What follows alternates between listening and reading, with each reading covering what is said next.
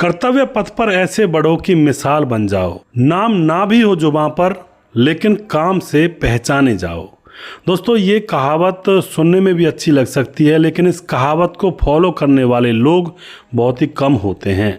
आज के दौर में किसी भी सरकारी संस्था में या फिर कहीं भी किसी भी डिपार्टमेंट में ईमानदारी से चलने का नाम तो बड़े ढूंढे से भी नहीं मिलता है। कई बार सरकारी डिपार्टमेंट में बहुत ज़्यादा बुरा हाल है, लेकिन आज की जो घटना है वो सरकारी डिपार्टमेंट से है, जहाँ पर कर्तव्य को इस तरह से निभाया गया, जहाँ पर लोगों को भी इस कर्तव्य निभाने की प्रक्रिया से बहुत कुछ सीखने को मिला। छोटी सी घटना है लेकिन बहुत ही सीख देने वाली है। जो भी सरकारी दफ्तर में या फिर सरकारी अफसर हैं या किसी भी बड़े पद पर हैं, छोटे पद पर हैं, वो लोग अगर इन चीज़ों को सोचें और अच्छी तरह से काम करें तो बहुत कुछ हो सकता है। नमस्कार, मैं हूं सुदेश कुमार और मेरे गोपाल चैनल में आपका स्वागत है। यह घटना उत्तर प्रदेश के एक शहर के अंदर घटित होती है। उत्तर प्रदेश में एक डीएम साहिबा होती हैं, डिस्ट्रिक्ट मजिस्ट्रेट, और कोरोना काल चला हुआ था। तब आपको पता है दोस्तों, तब क्या हाल चाल चले हुए थे। जो 10 का सामान था वह 100 रुपये में मिल रहा था, यानी कि पूरी ब्लैक मार्केटिंग बन चुकी थी। और अब इस समय में जब थोड़ा थोड़ा टाइम सरकार ने दिया था कि भाई ऑड नंबर से इवन नंबर से आप लोग दुकानें खोल सकते हो, तो कुछ दुकानें खुली रहा करती थी। जैसे कि मानो आज 5 दुकानें खुलेंगी, कल 10 खुलेंगी, इस तरह से कुछ सिस्टम बना हुआ था। तो उसमें गिनी चुनी जो दुकानें होती थी और उन पर जो कस्टमर आया करते थे, उनको मनमाने रेट में वह सामान बेचा करते थे। अब यहाँ पर ऐसा ही हो रहा था उत्तर प्रदेश के एक शहर के अंदर। जो लोग थे बहुत ज़्यादा परेशान थे क्योंकि दुकानदार नौकी चीज़ को 100 रुपये में बेच रहे थे।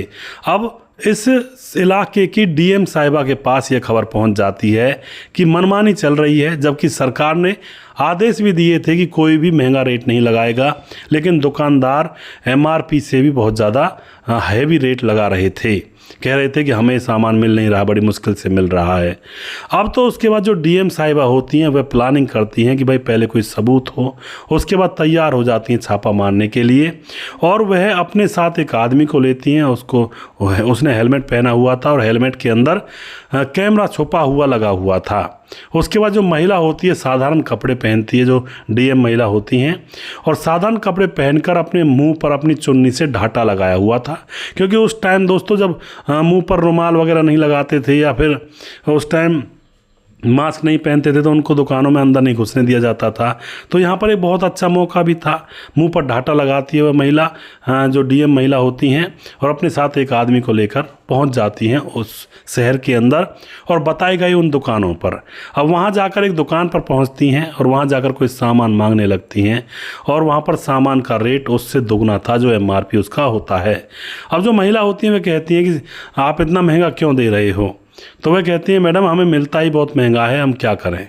अब उसके साथ जो आदमी खड़ा हुआ था जिसके हेलमेट में कैमरा लगा हुआ था, वो अखबार की कटिंग दिखाता है कि देखो अखबार में छपा हुआ है, सरकार ने आदेश दिए हैं कि कोई भी दुकानदार महंगी वस्तुएं नहीं देगा, लेकिन आप फिर भी महंगी वस्तुएं दे रहे हो।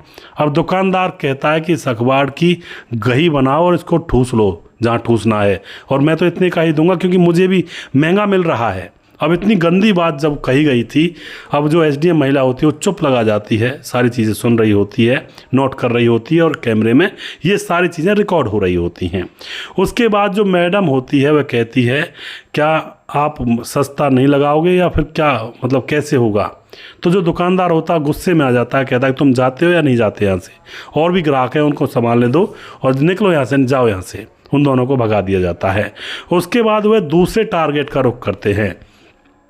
थोक की दुकान थी और थोक की दुकान पे कोई भी जाता था तो उसको रिटेल में बेचा कर, मतलब खुले में सामान बेचता और उनको दोगुने दोगुने रेट में बेच रहा था। अब वहाँ जा कर के जो डीएम साहिबा थी, जो सादा वर्दी में थी, बिल्कुल महिला, आम महिला बनी हुई थी, हाँ, एक बोरी दाल का रेट पूछती हैं। तो वहाँ पर एक बोरी दाल का रेट उसको बहुत ज़्यादा हाई फाई बताया जाता है, जबकि उस टाइम दाल का रेट 78 रुपये किलो के हिसाब से था।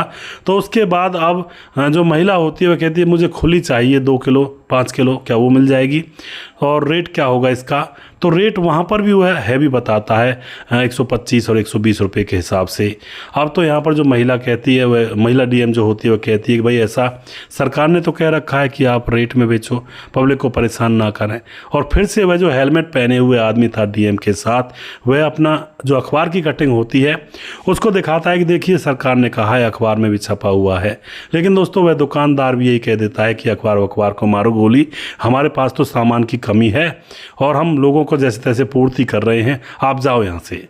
उनको वहाँ से भी भगा दिया जाता है, क्योंकि उस दौर में दोस्तों भीड़ें बहुत ज़्यादा लग रही थी और सभी लोग एक गोल धारे के अंदर खड़े रहा करते, लाइन से सामान मिला करता था। और दोस्तों अब जो डीएम महिला डीएम साहिबा होती हैं, वह अब सारी चीज़ें बन चुकी थी, रील वगैरह बन चुकी थी, और उसके बाद पुलिस थाने में जाती हैं और पूरी पुलिस फोर्स के साथ फिर से लौटती हैं। और उन्होंने अभी कपड़े चेंज नहीं किए थे, वही साधारण कपड़े थे जिससे कि वो दुकानदार पहचान सकें।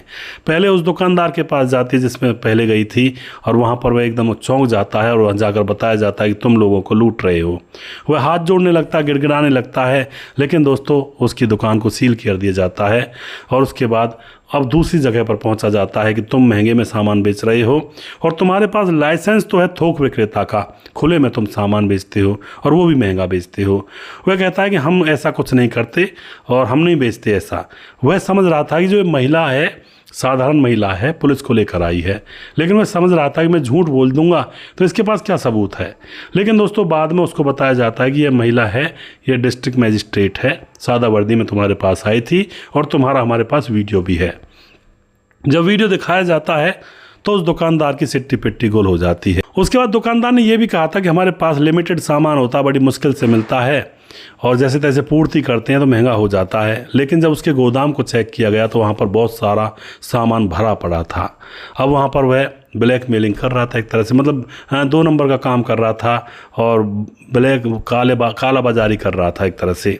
अब उसको भी दोस्तों धर दबोचा जाता है और इन दोनों को, दुकानदारों को पकड़ा जाता है, दुकान को सील किया जाता है और इनको सज़ा होती है जो भी होती है, इनके ऊपर जुर्माना वगैरह।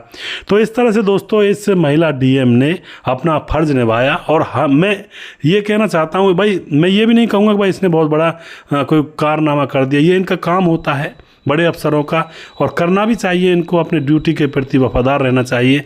लेकिन यहाँ पर थोड़ा सा इशारा मैं ये करना चाहता हूँ, जो इन पदों पर हैं, कई लोग ऐसे होते हैं जो इन पदों पर हैं, बड़े बड़े सरकारी पदों पर, वो अपनी कार से नीचे कदम तक नहीं रखते हैं, वो धरातल पर नहीं पहुंच पाते हैं, सिर्फ ऊपर ऊपर से कागजी कार्रवाई करते रहते हैं। तो जो धरातल पर उतरे वो अच्छा अफसर, एक तरह से सरकारी अफसर हो या कोई भी हो, सरकारी कर्मचारी हो, और धरातल पर उतर कर ही पब्लिक की सेवा होती है। तो कभी भी अपने फ़र्ज़ को ना भूलना चाहिए किसी भी सरकारी अधिकारी को। और मैं तो यहाँ पर यही कहना चाहूँगा कि भाई सभी लोग, सभी सरकारी अधिकारी अगर इसी तरह से काम करें तो ज़्यादा ये जो 2 नंबर के काम होते हैं शहरों के अंदर, ये बिल्कुल नष्ट हो जाएं और लोगों के अंदर एक डर बने सरकार का भी कि भाई हम गलत काम करेंगे तो हमें पकड़ा भी जा सकता है। तो मेरा कहने का उद्देश्य सिर्फ यही है कि जो काला बाजारी होती है या फिर कोई ऐसे वैसे काम होते हैं 2 नंबर के, तो उनके ऊपर अगर एक्शन लिया जाए और कार्रवाई तुरंत की जाए तो बहुत हद तक ये कारनामे कम हो जाते हैं। तभी मैंने शुरू में कहा था कि कर्तव्य पथ पर ऐसे बढ़ो कि मिसाल बन जाओ, नाम ना भी हो जुबां पर काम से पहचाने जाओ। तो इसलिए अपने काम के प्रति हर इंसान को सजग और वफादार रहना चाहिए। दोस्तों वीडियो के लास्ट में कुछ भाइयों के नाम जरूर लेना चाहूँगा जो भाई हमारे वीडियोज़ को देखते हैं और हमें खूब सपोर्ट करते हैं। हमारे साथ सुखवीर कुमार जो कि हमारे वीडियोज़ पर लगातार कमेंट करते हैं, और हमारे साथ हैं खेमराज भाटी लगातार कमेंट करते हैं, हरिंदर सैनी कमेंट करते हैं, अमित कुमार कमेंट करते हैं, और उसके बाद दिलीप राजपूत कमेंट करते हैं, साहब सिंह कमेंट करते हैं, और उसके बाद हमारे साथ हैं राम मोहम्मद यासीन लाहौर पाकिस्तान से हैं, राजकिशोर चौरसिया महाबलेश्वर महाराष्ट्र से हमारे वीडियोज़ पर लगातार कमेंट करते हैं, दुर्योधन भाई हमारे भाई लगातार कमेंट करते हैं, और उसके बाद हमारे साथ हैं श्याम लाल चौधरी नौका बीकानेर राजस्थान से हैं, और उसके बाद हमारे साथ हैं राजकिशोर चौरसिया महाबलेश्वर राजस्थान से हैं, और उसके बाद और दिलीप राजपूत हमारे भाई जिला खंडवा गोकुल गांव से हैं। उसके बाद भीम कसारे हमारे भाई लगातार कमेंट करते हैं, और जानकी गंगवार हमारी बहन जो कि लगातार हमारे वीडियोस को देखते हैं, हमें खूब सपोर्ट करती हैं। और उसके बाद हमारे साथ दोस्तों कुछ भाई फेसबुक पर भी हैं जो भी सपोर्ट करते हैं। हमारे साथ मुकेश कुमार यूपी तरासी से हैं, राम गोसाई कमेंट करते हैं, सतराज सिंह हैं, साहब सिंह हैं, जैनुद्दीन अंसारी दवा नहीं खाना चाहिए था जी बिल्कुल। अमित पटेल हमारे भाई कमेंट करते हैं, सुदेश भाई ये जो कहानी बताते हो सच बात है और बहुत अच्छा लगता है आपकी कहानी। और अमित पटेल बहुत बहुत धन्यवाद करते हैं जी। प्रवीण बघेल शिवपुरी से हैं। और उसके बाद समाधान पाटिल कहते हैं, भाई साहब तुम्हारी तबीयत ठीक है ना, और नहीं है तो हमारे यहाँ पर एक नंबर का डॉक्टर है, बिल्कुल मैं तुम्हारा सब कुछ खर्चा करूँगा। और समाधान पाटिल जलगांव महाराज से आप हमारे यहाँ पर आ जाइए। समाधान जी आपका बहुत बहुत धन्यवाद, और आप जो दिल से हमें सपोर्ट करते हैं। मैं थोड़ा सा मैंने बताया था कि मैं हाथ में परेशानी आ गई थी, पहले निकाला गया था हाथ और अब फिर दोबारा से परेशानी आ गई है, तो उसी बात पर समाधान पाटिल जी कह रहे हैं कि भाई साहब हमारे यहाँ पर एक नंबर का डॉक्टर है और सारा खर्चा मैं उठाऊंगा। बहुत बहुत धन्यवाद, आपको नमन समाधान पाटिल जी, जो इतना प्रेम और सौहार्द हमारे प्रति आप रख रहे हो, बहुत बहुत धन्यवाद करता हूँ आपका। उसके बाद धीरज बंडवाल हमारे भाई कहते हैं, दुनिया क्या कहेगी क्या सोचेगी, इन सब कारणों में जान ना गंवाएं जी बिल्कुल। और उसके बाद बाबूलाल हमारे भाई कमेंट करते हैं, धर्मवीर वसूनिया कमेंट करते हैं, बहुत अच्छी कहानी भैया जी। पंकज कुमार हमारे भाई कहते हैं, सुदेश भाई जी राम राम जी, मेरा नाम पंकज कुमार है और राम राम जी, आपको मैं ब्लाइंड हूँ बिल्कुल जी। हाँ पंकज भाई मुझे पता है। सूरज डी हमारे भाई राधे राधे, सुदेश भाई क्या हाल चाल है आपके। I am Suraj from Fiji, जय हिंद जय भारत। सूरज भाई आप लगातार आया करें, आप बहुत दिनों से गायब थे, आप एब्सेंट थे, लगातार यहाँ पर हमारे साथ बने रहा करें जिससे कि हमें लगे कि हमारी पूरी फैमिली हमारे साथ है। अशोक कुमार हमारे भाई जो कि लगातार हमारे साथ बने रहते हैं, और जो ऊपर वाले ने देता है प्रकृति से खिलवाड़ नहीं करना चाहिए जी बिल्कुल। हाँ उस वीडियो पर लिख रहे हैं जिसमें एक लड़की गलत दवा ले लेती है पीरियड्स को रोकने के लिए, और उससे खून जम जाता है उसका और उसकी मौत हो जाती है। तो दोस्तों जिस भाई का नाम रह गया उस भाई का नाम मैं अगले वीडियो में लूँगा। सुजीत कुमार हैं प्रवीण बघेल शिवपुरी से, ये भी हमारे भाई वीडियोज़ को लगातार देखते हैं, जिन्होंने कमेंट नहीं किया है, शायद किसी काम में बिजी होंगे, तो आप लोग भी कमेंट करें। अगला वीडियो बहुत जल्दी फिर से लेकर आऊँगा, तब तक आप खुश रहें, सावधान रहें। जय हिंद जय भारत।